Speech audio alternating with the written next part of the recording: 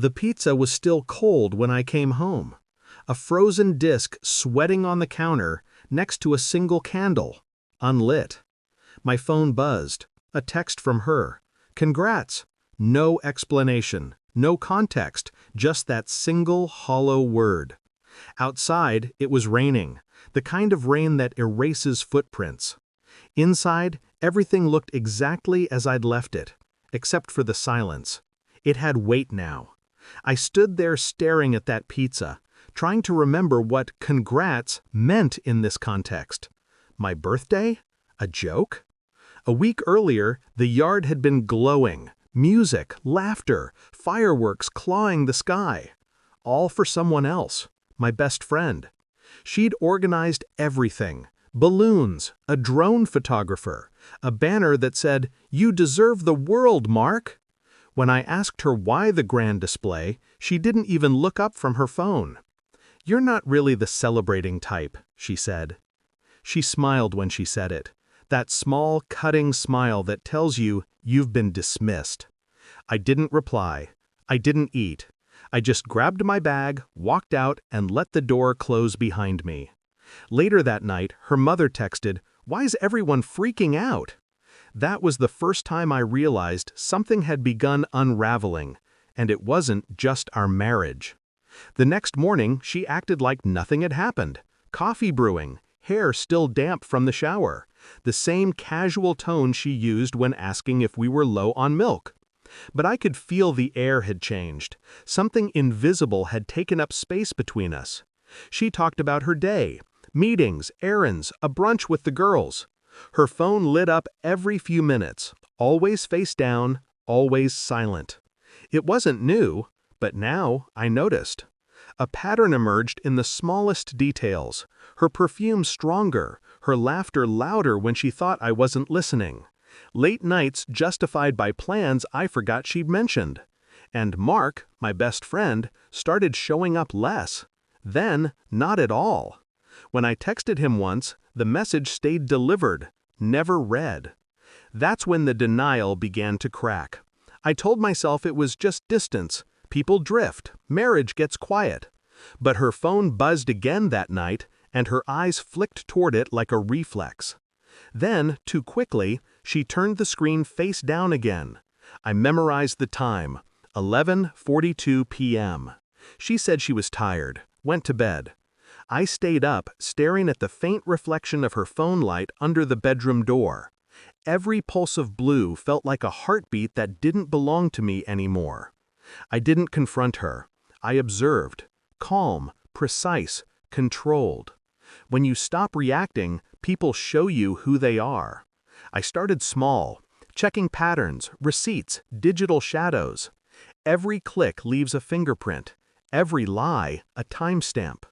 Her phone backed up automatically to our shared cloud. Most people forget that. At first, it was harmless. Photos from brunches, shopping lists, her fitness app. Then, a series of images. Blurred selfies, low light, laughter too close to someone else's face. Mark's. The angle told me she was the one holding the phone. There were messages too, fragments, half-deleted conversations. "Don't forget Sunday. He won't notice.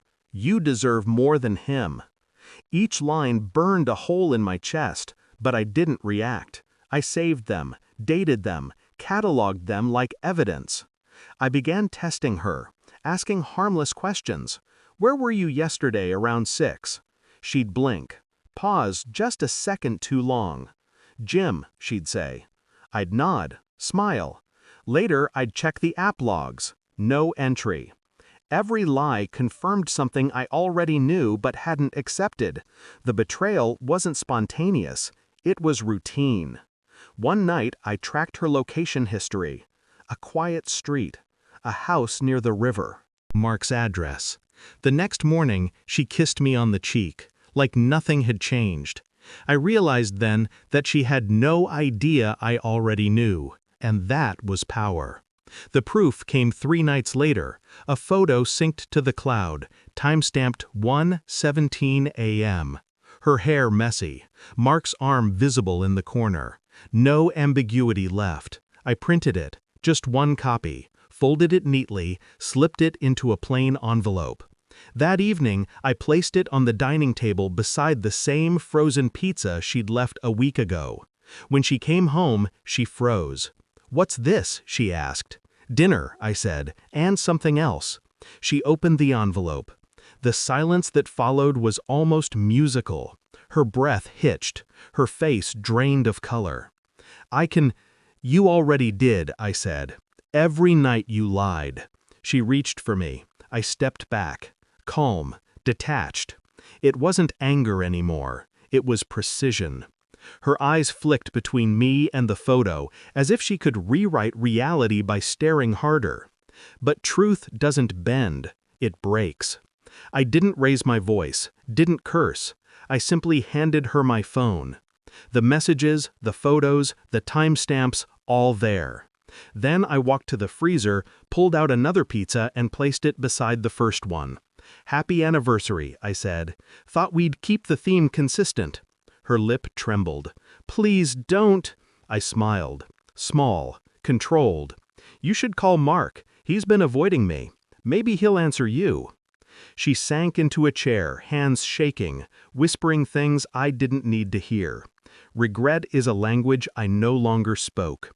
Before leaving, I took my bag, same one from my birthday. As I reached the door, I looked back once. The candles still unlit, the pizzas thawing side by side. A fitting metaphor for us. Frozen, then spoiled. I checked into a small motel that night, paid in cash, no calls. The rain had stopped. The world was quieter than I remembered. I stared at my reflection in the mirror, half expecting to see someone broken, but I didn't. Just a man who'd finally stopped pretending. People talk about closure like it's an event. It's not. It's the quiet realization that you no longer need to be understood. I didn't text her. I didn't answer her mother's calls.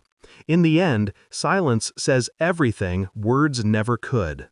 Before sleeping, I sent one message. To myself. A reminder. Next year, celebrate properly. Then I turned off the phone and let the world forget her name.